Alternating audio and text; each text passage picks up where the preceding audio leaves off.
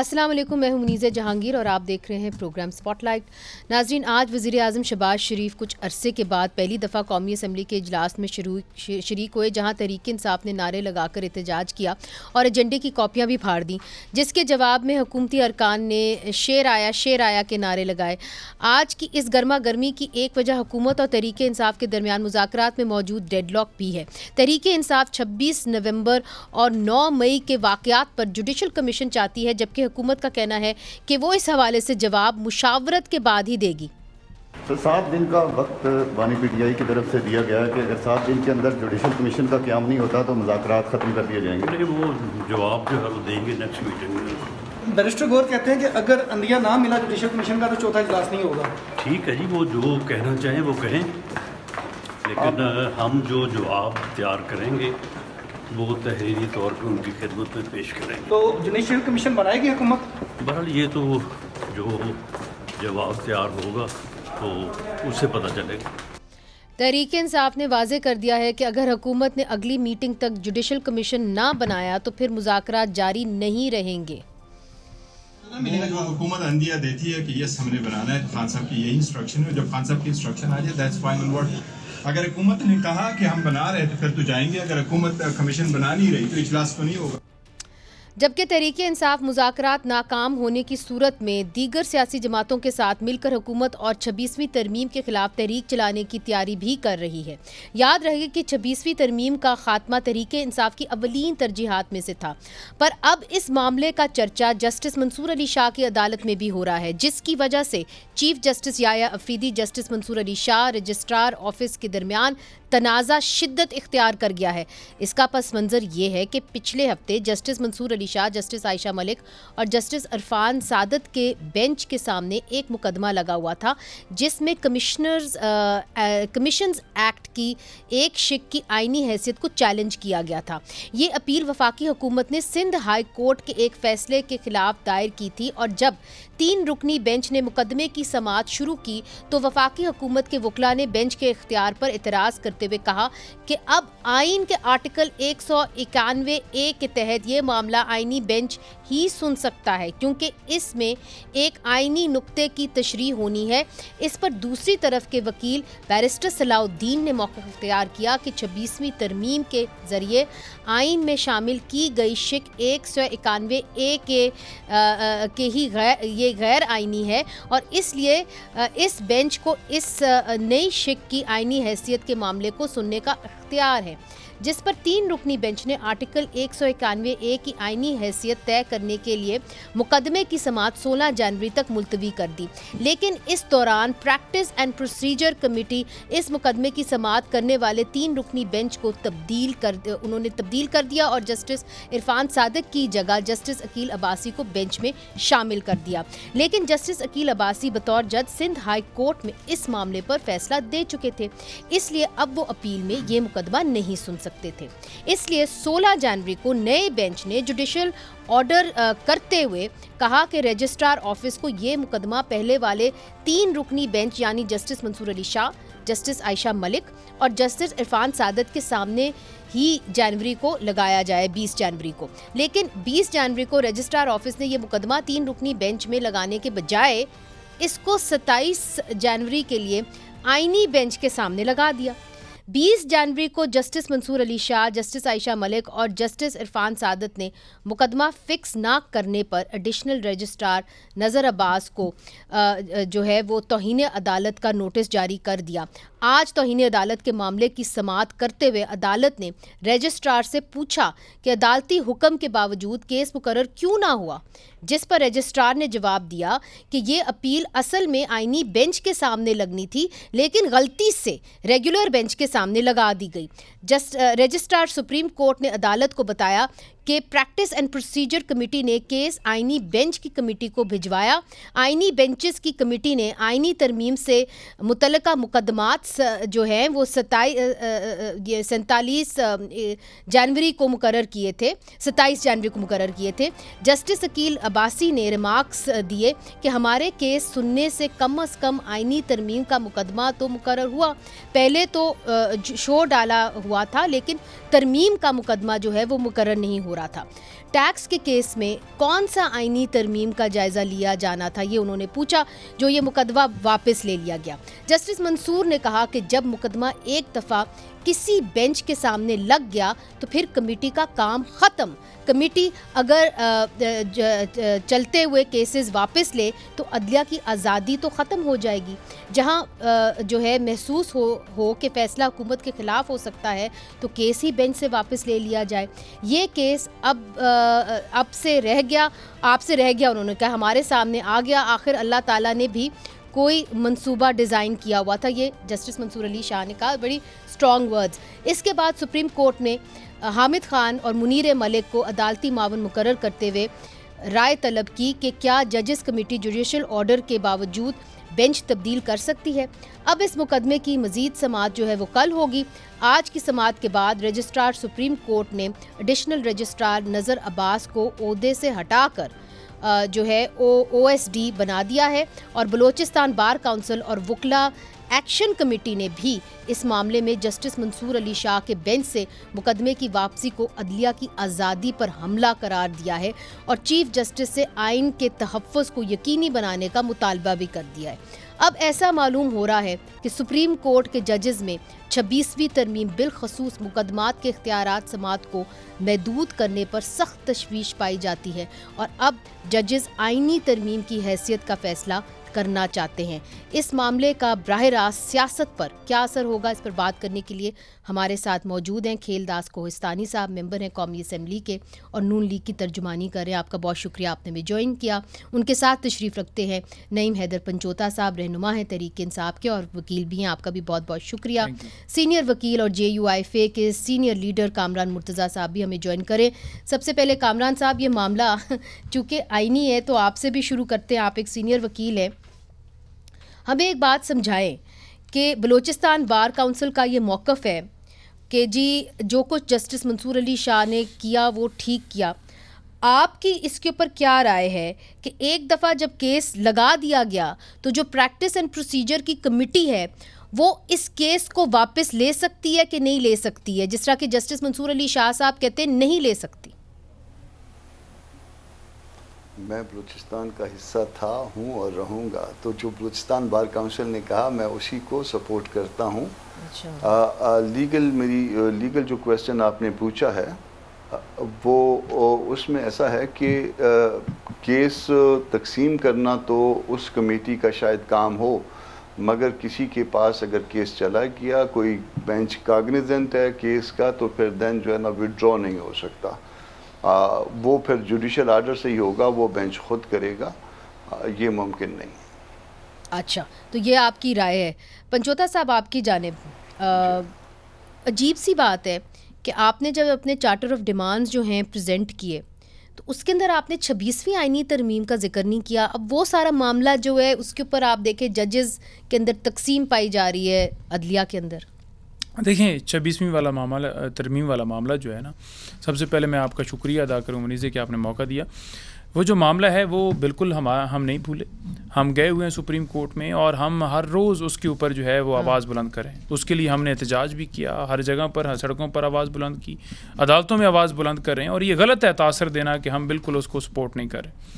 खान साहब ये समझते हैं में क्यों नहीं? ये खान साहब ये समझते हैं कि 26वीं तरमीम वाला जो मामला है, जो कि हमने तहरीक का आगाज़ किया है, ये मामला जो है ये फ़ौरन एक बैठक में हल नहीं होने वाला। डेफिनेटली एक सुप्रीम कोर्ट के सामने मामला जाएगा, वहाँ पर फुल कोर्ट बनेगी और वहाँ पर मामला जो है डिसाइड होगा, और टाइम टेकिंग चीज़ है। तो जो हमने तहरीक का आगाज़ किया है उसके अंदर 2 बुनियादी शराइत जो हैं हमने रखी हैं।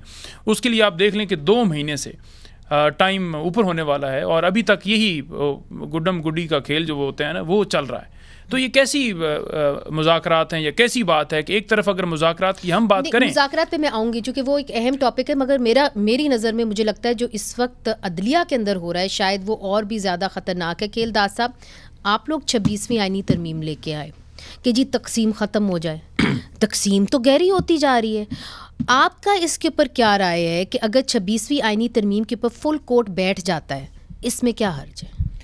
देखिए, पहले तो मैं समझता हूँ ये आइन पसंद चीफ जस्टिस यहया आफरी साहब ने जो बड़ा फ़ैसला किया है, हम समझते हैं कि जो अदालतों के मामलात हैं वो अदालतें खुद उनका इदारे का काम है, इसमें हुकूमत का कोई अमल दखल नहीं होता है। ਤੁਸੀਂ ਲੜਾਈ ਪਾ ਕੇ ਉਹਦੇ ਕੋਰਟ ਵਿੱਚ डाल देती हूँ। नहीं, लड़ाई देखें, जो बात अब मैं बताऊं, बानी पीटीआई का एक ही मकसद है, वो आईनी 26वीं तरमीम से भी पीछे हट गए, वो फॉर्म 45-47 इलेक्शन रिगिंग उससे भी पीछे हट गए, उसने कबूल कर लिया ये इलेक्शन भी सही हुआ है। इनका एक ही मुतालबा, एक ही मकसद है जो आज असम्बली में भी नारे हमेशा लगते हैं। इनका ना अवाम के मसाइल से ताल्लुक़ है, ना पाकिस्तान की तरक्की खुशहाली से। इनका है कि बानी पीटीआई को रिहा किया जाए, उसको एक एग्जीक्यूटिव आर्डर, इसके एग्जीक्यूटिव, ये जो जुडिशल 9 मई पे कमीशन का मुतालबा या 26 जो नवंबर वाला मुतालबा, दोनों कमीशन का मुतालबा सिर्फ उसका मकसद एक ही है कि बानी पीटीआई को एक एग्जीक्यूटिव आर्डर के तौर या तो हमें एनआरओ दिया जाए, हमें तमाम केसेस से बरी किया जाए और उनको बाहर निकाला जाए। और मैं इसलिए ये चाह रही हूं कि बाकी जो आप अदालतों में कह रहे हैं, देखें, इन्होंने गुड टू सी यू के जज भी देखे हुए हैं, इन्होंने जो अमीन और सादिक बनाने वाले, इनको वो भी जज सहूलतकारी देखी हुई है। 9 मई में भरी करने वाले इनको जो जज इनको प्रोटोकॉल दे के बाहर भेजने वाले भी जज देखे हुए हैं। तो ये इदारों में तकसीम चाहते हैं। नहीं, मगर ये इदारों में आपसे पूछ रही हूँ कि देखिए, बतौर पीएमएलएन जो आज जस्टिस मंसूर अली शाह साहब ने पूछा, उन्होंने कहा कि रजिस्ट्रार ऑफिस जो है वो जुडिशल ऑर्डर को कैसे सेटिसाइड कर सकता है। बुनियादी सवाल है कि रजिस्ट्रार ऑफिस ज़्यादा बड़ा है कि जुडिशल ऑर्डर ज़्यादा बड़ा है, हुक्म अदालत का ज़्यादा बड़ा है या रजिस्ट्रार ऑफिस? जज बड़ा है। सुप्रीम कोर्ट के फैसले कौन करे, किसकी क़यादत में होंगे? नहीं, रजिस्ट्रार किसको रिप्रेजेंट कर रहा है? वो नहीं, तो, उसका वो कर तो, रहा है। वो तो अमला है ना कोर्ट का। तो अगर उन्होंने जजेस ने एक ऑर्डर दे दिया, मैं वही कह रहा हूँ। देखें, एक इदारा है, चीफ जस्टिस की क़यादत में वो चल रहा है। हम उनकी मामला, मैं अभी उस पर कमेंट नहीं करना चाहता, हमारा काम नहीं है गवर्नमेंट का, ये इदारे का काम है। मैं समझ, किसी जज को सियासत से बालातर होना चाहिए, किसी की सहूलतकारी छोड़नी चाहिए। इस मुल्क ने बहुत सफ़र कर लिया है इनके फैसलों ने, इनके अमल से, इनकी। तो कौन किसकी सहूलतकारी कर रहा है? ये सारे जज, मैं कितने नाम बताऊं, जो अपनी बीवियों के, बच्चों के ख्वाहिशात पे फैसले देते रहे। तो पाकिस्तान ने सफ़र नहीं किया है, उनके फैसलों ने सफ़र नहीं। एक बात बड़ी अहम की है, कामरान मुर्तज़ा साहब, खेलदास साहब ने एक बात की, उन्होंने कहा कि चीफ जस्टिस ज़्यादा बड़े हैं कि सुप्रीम कोर्ट के एक जज ज़्यादा बड़े हैं। उनका इशारा रजिस्ट्रार दफ्तर की तरफ है, जिनके ऊपर आज कंटेम्प्ट ऑफ कोर्ट की जो हेयरिंग्स हैं वो हो रही हैं। तो जब कंटेम्प्ट ऑफ कोर्ट की समाअत होती है रजिस्ट्रार दफ्तर के ख़िलाफ़ और ख़ुद अदालत करती है, तो क्या ये अदम एतमाद नहीं है चीफ जस्टिस के ख़िलाफ़, उसके अपने ही जजेस का? जहाँ तक मैं आपका सवाल समझ पाया हूँ, वो अगर जुडिशल साइड पे अगर लेंगे तो चीफ जस्टिस और बाकी जजेस इक्वल होते हैं। एडमिनिस्ट्रेटिव साइड पे जो है वो कुछ मामला जो है, कुछ इंतज़ामात जो है, कुछ रेगुलेट करना जो है वो चीफ जस्टिस साहब करते हैं। गो कि उस रेगुलेशन में कहीं पे जो है वो अब जो हेड कर रहे होते हैं आईनी बेंच को, वो भी कहीं पे आ गए हैं। तो मगर यहाँ पे तो सवाल जो है वो अगर कंटेम्प्ट प्रोसीडिंग इनिशिएट की हैं तो वो तो कोई कोर्ट भी कर सकती है, उसमें ना चीफ जस्टिस से पूछने की ज़रूरत है। और नहीं, मगर सर ये तो देखिए ना कि अदालत जो है वो ख़ुद अपने रजिस्ट्रार के ख़िलाफ़, ऑफिस के ख़िलाफ़ कंटेम्प्ट ऑफ कोर्ट की प्रोसीडिंग्स इनिशिएट कर रही है। ये आप रोज़ नहीं देखते अदालत के अंदर, ये मामला रोज़ तो ऐसे नहीं होता। नहीं, ये रोज़ नहीं होता जी। तो इट इज़ ऑफ सम। देखिए, हम वकील हैं। जी हम वकील हैं, हम ऑफिसर हैं इस कोर्ट के, इस सुप्रीम कोर्ट के हम ऑफिसर हैं। हमारे बहुत अच्छे ताल्लुकात भी होते हैं बाज़ औक़ात, मगर हमें भी कंटेम्प्ट इशू हो जाता है। तो हमें जब कंटेम्प्ट इशू हो जाता है, हम कोई ऐसी बात करते हैं या ऐसी कोई चीज़ करते हैं तो कंटेम्प्ट इशू हो जाता है। उसका फिर बेहतर तरीका भी होता है, अगर कोई गलती हो जाए तो गलती को तस्लीम कर लिया जाए, और गलती को तस्लीम करके जो है ना वो अपने आप को कोर्ट के रहम व करम पे छोड़ दिया जाए। ये सबसे बेहतर डिफेंस है कंटेम्प्ट प्रोसीडिंग में। मगर इसमें कोई ये सवाल पैदा करना कि कौन बड़ा होता है इस अदालत में और कौन छोटा होता है, वो मेरा ख्याल बिल्कुल दुरुस्त नहीं है। तमाम जजेस इक्वल हैं।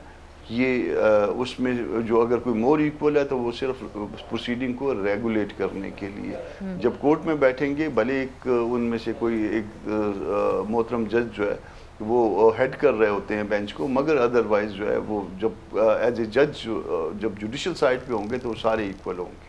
अच्छा, मगर इधर आप भी एक वकील हैं पंचोता साहब, मुझे ये बताइए कि अगर ये जो केस है इख्तियारात का, जजेस के इख्तियारात का और जो कॉन्स्टिट्यूशनल बेंच है उसकी लीगैलिटी का, अगर ये केस चला जाता है आईनी बेंचेस को, तो फिर क्या तसादुम की तरफ मामला चले जाएंगे?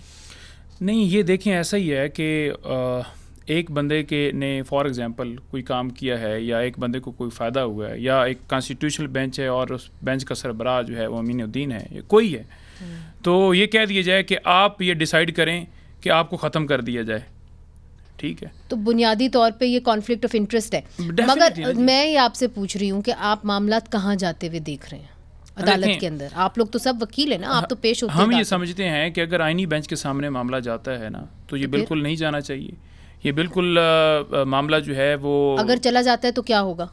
डेफिनेटली वो फिर वहाँ पर तो पिक एंड चूज़ करके जजेस बिठाए गए हैं ना, वो तो हुकूमती इमाम के ऊपर और किसी की इमाम के ऊपर बैठे हुए हैं। 26वीं तरमीम का मकसद ही ये था कि जो रही सही साख बच गई है अदलिया की वो भी ख़त्म करे, क्योंकि मुल्क की सबसे बड़ी अदालत जो है वहाँ पर अगर पिक एंड चूज़ कर लिए जाए तो फिर नीचे सिस्टम क्या चलना है, नीचे मजिस्ट्रेट की क्या फिर औकात है। और आप क्या एंटिसिपेट कर रहे हैं कि जो रेगुलर बेंचेस के जजेस हैं, चाहे वो जस्टिस मंसूर अली शाह, अब देखिए उन्होंने बड़ी ओपनली कंटेम्प्ट ऑफ कोर्ट की प्रोसीडिंग्स भी शुरू कर दी अगेंस्ट रजिस्ट्रार ऑफिस, तो क्या होगा आगे जाके? I mean you have regular benches, you have constitutional benches जिनका आपस में तसादुम खुल के पब्लिक के सामने आ गया। देखिए, मैं वही बात कर रहा हूँ, पहली बात हर इदारा आइन और कानून के तहत चलता है। उनका ये सुप्रीम कोर्ट एक इदारा है, उनकी जो भी है चीफ जस्टिस साहब या जो भी है वो उनको आइन के तहत चलना चाहिए।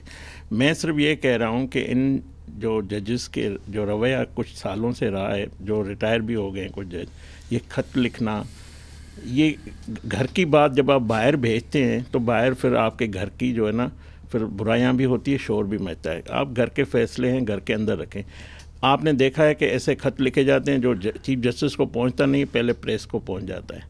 तो आप क्या करना चाहते हैं? मैं वही कह रहा हूँ, इन फैसलों से, इन तसादुम से पहले भी मुल्क ने सफ़र किया। 26वीं आईनी तरमीम में PTI बाकायदा हिस्सा रही है, आज तक वो जुडिशल कमेटी का भी हिस्सा है, हर मामले में वो ऑन बोर्ड है। इनके मौलाना फजल रहमान साहब हमारे मुखालफत की है 26वीं आईनी तरमीम की, मगर बैठे नहीं है जो जुडिशल कमीशन बड़ी तबाही से बचने के लिए नहीं बैठे हुए हैं ना, तो फोरम आपके पास मौजूद है, आप फोरम में मौजूद है, आपने फैसला हम असेंबली में बैठे हुए हैं, ऐसा देखें ना, तस्लीम कर लें। देखें, पहले मौलाना फजल रहमान कामरान मुर्तज़ा साहब को भी इख्तिलाफ था ना, मगर जब उनकी हमारी हुकूमत की नेगोशिएशन हुई, एक इत्तेफाक राय से ये कानून पास हुआ है। ये कुछ 2 मिनट के एहतजाज के बाद बाहर चले गए, मगर ये पूरे सिस्टम का, पूरे कानून साजी इनकी ख्वाहिशात इसमें शामिल है। अब आप डायलॉग में भी ये चीज़ आपकी नहीं है, तो मतलब आपने कबूल कर लिया है। तो ये 26वीं आईनी तरमीम अब ये फैसला करना है पार्लियामेंट सुप्रीम है या सुप्रीम कोर्ट सुप्रीम। पार्लियामेंट ने क्या बनाया हुआ कानून या बनाई हुई आइन, तो उसको आप तमाम इदारे अपनी अपनी ये आपने बड़े अहम बात की है, मगर चूंकि यहाँ पे 2 वकील बैठे हुए हैं, प्रैक्टिस भी करते हैं, आप सियासी वर्कर्स को ज़्यादा सूझबूझ भी होती है। मगर मैं ये आपसे पूछूंगी आप तीनों से कि ये सस्टेनेबल है कि नहीं है, कि मज़ीद कन्फ्यूजन फैला रहा है जुडिशल सिस्टम के अंदर 26वीं आईनी तरमीम, इसका क्या मुस्तकबिल होगा, और ये जो डिविजन्स हैं ये मज़ीद गहरी होंगी या मामलात हल की तरफ जाएंगे तो कौन करेगा इसको हल? वक्फे के बाद वेलकम बैक नाजरीन। कामरान मुर्तज़ा साहब, आप एक सीनियर वकील हैं। ये जो 26वीं आईनी तरमीम के ज़रिए एक कन्फ्यूजन क्रिएट हो गई है सुप्रीम कोर्ट के अंदर, और कल जो केस लगना था कंटेम्प्ट ऑफ कोर्ट का केस रजिस्ट्रार दफ्तर के ख़िलाफ़ जस्टिस मंसूर अली शाह साहब की अदालत में, उसको अब डीलिस्ट कर दिया गया है। तो जाहिर है मामला तो मज़ीद गंभीर होते जा रहे हैं। हम क्या देख रहे हैं कि 2 धड़े बन गए सुप्रीम कोर्ट के अंदर, एक led by justice Mansoor Ali Shah और दूसरा लेड बाय चीफ जस्टिस। वही चीज़ जिसको आप अवॉइड करना चाह रहे थे विद द 26 कॉन्स्टिट्यूशनल अमेंडमेंट, वही हुई। मैं चंद दिन पहले तक बड़ा खुश था कि वो धड़ेबंदी ख़त्म हो गई है, और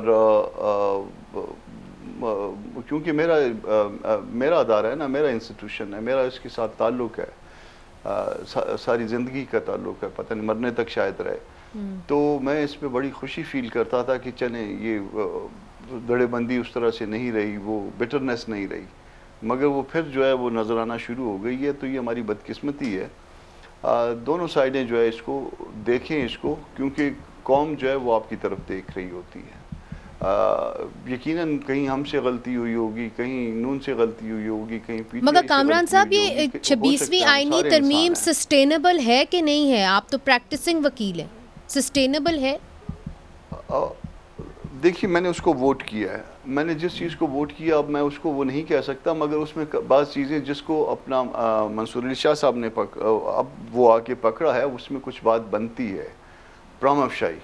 वो बात वो आर्टिकल 191 वाला, इसको आप ज़रा एंट्री 55 के साथ शेड्यूल पे चली जाइए ना, तो एंट्री 55 के साथ जाके मिला के देखिए तो सुप्रीम कोर्ट मीन के सारे जजेस ऑफ द सुप्रीम कोर्ट, और उसमें इख्तियारात को बढ़ाया तो जा सकता है, कम तो नहीं किया जा सकता। तो इस दोनों को ज़रा मिला के देखिए तो कोई बात बनती है। तो मुमकिन हमने गलत किया हो, गलत उसकी वजह ये भी थी कि वो हर लम्हे जो है ना कि करना है नहीं करना, कर रहे हैं नहीं कर रहे हैं, एक मुसवदा आ रहा है एक मुसवदा जा रहा है। नहीं तो आपको पिछतावा है आज 26वीं आईनी तरमीम पे? आपको पिछतावा है? नहीं ना उसने हमने देखी, हम पार्लिमानी निज़ाम का हिस्सा हैं, पार्लिमानी निज़ाम के हिस्से के तौर पे हमने अपनी बातें कबूल करवाई हैं। वो बातें जो कि कभी भी नहीं शायद हो सकती थी, हमने वो करवाई हैं। हमने अपने 8 मेंबर्स नेशनल असम्बली में और 5 मेंबर्स जो है वो सेनेट में, हमने वो कुछ करवाया है जो कि इससे पहले नहीं हो सका। हमने पीटीआई को ऑन बोर्ड रखा है। अभी मगर क्या इससे अदलिया आज़ाद हुई? कह रहे थे कामरान साहब, इससे अदलिया आज़ाद हुई?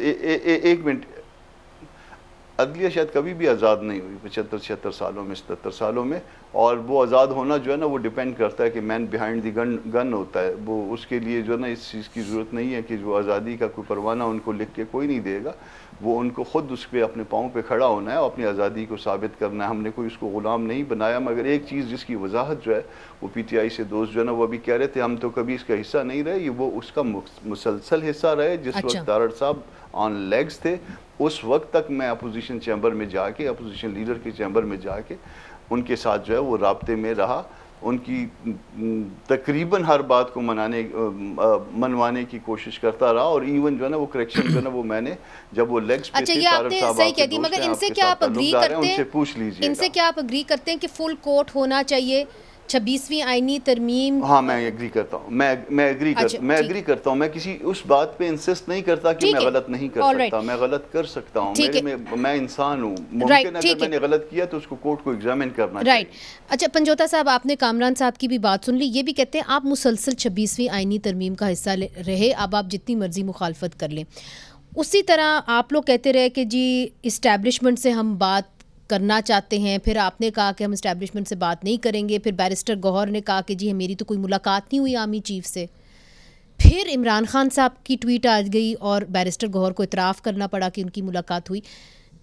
तो झूठ क्यों बोला फिर बैरिस्टर गौहर ने कि मेरी कोई मुलाकात नहीं हुई? देखिए, पहली बात तो ये है कि हमने 26वीं तरमीम के ऊपर कोई सपोर्ट नहीं की। हम बैठे कि बड़ी तबाही से आपसे मुशावरत होती रही, नहीं, मुशावरत होना और एंडोर्समेंट करना एक अलग बात है। हमने ये कहा कि जैसे मिलिट्री ट्रायल जो है वो करना चाह रहे थे, वो शिक निकाली और 10 शिकें निकलवाई। हम तो चाह रहे थे कि बड़ी तबाही से बचा जाए, बल्कि हो ही नहीं। लेकिन जब हमने देखा कि लोगों को अगवा किया जा रहा है तो हमने कोशिश की कि उसमें इनपुट दे कि कम से कम तबाही की जाए। लेकिन एक भी शिक को हमने सपोर्ट नहीं किया। ये ऑन रिकॉर्ड है कि हमने किसी एक शिक को भी नहीं कहा कि ये ठीक है। अच्छा, हमने तो पहले दिन से हमारा मौक़िफ़ था कि नहीं होना चाहिए। और मौलाना साहब की भी आप स्टेटमेंट देख लें तो वो भी कह रहे थे कि हमें मजबूरन ये सारा करना पड़ा कि क्योंकि मेरे भी इस पे बात करते हैं, मगर आर्मी चीफ का ज़रूर आप बताइएगा कि आपने जो मुलाकात हुई उसे इनकार क्यों किया? पहले देखिए, बैरिस्टर गौहर ने इनकार इस वजह से किया होगा क्योंकि एक बातचीत उनके साथ अगर हुई है उनकी तो वो नहीं चाह रहे होंगे कि पहले मैं खान साहब से जाकर बात कर लूँ, वो ही मौक़िफ़ दें या वो एंडोर्समेंट करें कि इसको ओपन करना है या किस तरह से लेकर चलना है। तो जब मैं खान साहब के साथ खड़ा था उस वक्त गौहर साहब भी थे और मीडिया ने मेरे सामने ही पूछा था, तो खान साहब ने फ़ौरन कहा कि हाँ जी इनकी मुलाकात हुई है और अच्छी बात है मुलाकात हुई है, अब देखते हैं आगे क्या होता है, मुल्क की खातिर हम करें। उन्होंने 2 टोक मौक़िफ़ का। अब इसको कोई गलत रंग दे कि कोई लेट गए या ये कहे कि 9 मई की माफ़ी मांगे, तो हम ये कह रहे हैं कि कमीशन बनाएं। साहब से ये पूछा कि उस दिन जो आपके लोग हलाक हुए शूटिंग का ऑर्डर किसने दिया था? देखिए तमाम तर चीज़ें जो हैं वो बातें जो हैं वो डेफिनेटली रिकॉर्ड का हिस्सा होती हैं। उन्होंने भी अपनी तरफ से 9 मई के बाकी चीज़ें भी की होंगी और ऐसी चीज़ें जो है जो की गई हैं तो डेफिनेटली रिकॉर्ड के अंदर जो है वो बातचीत तो होती है। लेकिन बात यह है कि इसमें अगर कोई ये समझे ना कि 9 मई के ऊपर जो है वो माफ़ी मांगी जाए तो पहले तो ये तय करना है कि कसूर किसका है, 26 पे कसूर किसका है, 9 मई पे किसका है, उसके लिए हम जुडिशल कमीशन और आप जुडिशल कमीशन बनाए। ठीक है, अब बहुत बड़ा सवाल ये है कि हुकूमत जो है वो जुडिशल कमीशन बनाएगी कि नहीं बनाएगी, ये हम पूछेंगे खेलदास साहब से वक्फे के बाद। वेलकम बैक नाजरीन। खेलदास साहब मुझे ये बताइए कि पाकिस्तान तहरीक इंसाफ कहती है जुडिशल कमीशन आप बना दें। देखिए मामला तो गंभीर होए ना, लाशें तो गिरी, आप जुडिशल कमीशन बना दें, आप उसके अंदर अपने मुंतखब जजेस डाल दें। देखें बानी पीटीआई की ख्वाहिश पे पहले उन्होंने कमेटी बनाई बातचीत का आगाज़ करने के लिए। स्पीकर सरदार अयाज सादक ने वज़ीर आज़म को गुजारिश की और वज़ीर आज़म ने एक सीनियर क़यादत के जो भी इत्तेहादी भी सब शामिल है उस कमेटी में, एक फ़ोरम बना दिया। पार्लियामेंट के अंदर गुफ्तगू हो रही है, यही हम जमहूरियत का हुस्न है। पार्लियामेंट में कमेटी बैठी हुई है, इन्होंने रिटर्न में एक अपनी डिमांड दी है। हमारी जो कमेटी है वो भी रिटर्न में तैयार कर रही है, ये इस्तिकाक कमेटी का है और प्राइम मिनिस्टर साहब की क़यादत में जो भी हुकूमत में इस पोजीशन में अभी नहीं हूँ कि जुडिशल कमीशन बनेगी या नहीं बनेगी, ये उस कमेटी का आज सब कमेटी भी मेरे ख्याल में बनी है, तो ये उस कमेटी का इस्तिकाक है और हुकूमत फ़ैसला करेगी। जहाँ तक आप कह रही हैं, मैं समझता हूँ इनको अदालतों पर एतमाद होना चाहिए। 9 मई के केसेस हो या 26 नवंबर के जो इशूज़ हैं वो इन्हीं अदालतों में चल रहे हैं ना, इन्हीं अदालतों से हमें भी सज़ाएं हुई है, हमें भी रिलीफ मिला है। तो ये अदालतों की तरफ देखें, जुडिशल कमीशन की तरफ ना देखें। मुझे पता है जुडिशल कमीशन जो माजी में बनी, मैं पॉलिटिकल वर्कर के किसी का कोई सामने आया है, कोई रिपोर्ट आई है? नहीं, इसके लिए मैं आपका रिप्लाई जरूर चाहूंगी। मैं ये सिर्फ ये चाहता हूँ कि मैं बानी, इनका मकसद एक ही है कि बानी पीटीआई को बाहर निकाला जाए। अच्छा, इस पे मुझे ये इनसे जवाब लेने दें। ये कहते हैं कि जी आप सिर्फ मुज़ाकरात इसलिए कर रहे हैं एक नुक्ते पे कि बानी पीटीआई को इमरान खान साहब को कह दें उनका नाम। जी कह दूंगा, जेल से बाहर निकाला जाए, उससे नफरत नहीं है। देखिए मुज़ाकरात के अंदर जो बात हो रही है उसमें हमने बड़ा क्लियर मौक़िफ़ रखा है, 2 मुतालबात, तमाम सियासी कैदियों की रिहाई और सेकंड जो है जुडिशल कमीशन। उसके अंदर इमरान खान साहब इसमें अब आप ये देख लें, हम ये कहते हैं कि जो खान साहब ने कल बात की, उन्होंने कहा कि मैं किसी डील के नतीजे में या किसी मुज़ाकरात के नतीजे में बाहर नहीं आऊँगा, अदालतों से अदालती जंग वो कह रहे हैं आप आइन और कानून के। देखिए NRO जो होता है ना, वो जेल के अंदर बैठ के एक खुफिया स्टाम होता है और बंदा लंदन वाली फ्लैट पे बैठ जाता है, जैसे नवाज शरीफ साहब बैठे थे। ये NRO नहीं होता कि आप कहें कि अदलिया को आज़ाद कर दें, उन पर प्रेशर ना डालें और वो मेरिट के ऊपर फैसले करें। अब आप ये देख लें कि जज हमायूं दिलावर ने फैसला जो किया, आप देख लें कि जैसे इद्दत केस वाले केस में फैसला आया, मेरी बारी के बाद खेलदास साहब आप खेलिएगा, तो जैसे इद्दत वाले केस में फैसला आया, जैसे तोशाखाना 1 आया, तोशाखाना 2 अब चलाया जा रहा है, और जैसे साइफर केस में सज़ा दी गई, जितनी सज़ाएं दी गई ओपन कोर्ट में आया केस बची नहीं, 34 साल सज़ा थी, इस वक्त दोबारा 14 साल की गई है और 14 ऐड करें तो फिर वो आप देख लें कितनी बन गई। तो क्या हुआ, केसेस का क्या बना, सारे खत्म होते रहे। इमरान खान 9 मई के केसेस में इस वजह से बरी हुई कि कोई एविडेंस ही नहीं है। एक तरफ आप आम अदालतों में चलाते हैं और एक तरफ आप मिलिट्री ट्रायल करके उनको सजा दे रहे हैं। देखें ये तहरीक चलाते हैं तहफ़्फ़ुज़ आइन की, चाहते हैं कि इस्टेब्लिशमेंट हमसे बात करें, इनको जवाब आता है कि हम सियासत में सियासी बातचीत आप पार्लियामेंट में जाके करें, तो फोरम तो पार्लियामेंट है, आप पार्लियामेंट पे भी यकीन नहीं रखते, आप इस्टेब्लिशमेंट के पीछे भी। हमारी जदोजहद थी वोट को इज़्ज़त दो कि आप हमारे सियासी मामला में मुदाखलत ना करें, ये कहते हैं आप मुदाखलत करें। ये कौन सा आइन है, कौन से आइन की तहफ़्फ़ुज़ की बात करें। दूसरी बात, कभी ये अपने चीफ ऑफ आर्मी अपने पसंद का लगा कर रिलीफ लेना चाहते हैं, कभी चीफ जस्टिस अपना लगा कर सुप्रीम कोर्ट में लेना चाहते हैं, कभी ये धरने देकर इंतशार फैला के अपनी रिलीफ लेना चाहते हैं, कभी ट्रंप का इंतज़ार करते हैं कि प्रेसिडेंट वो बनेगा हमें रिलीफ वो ऐलान कर देगा।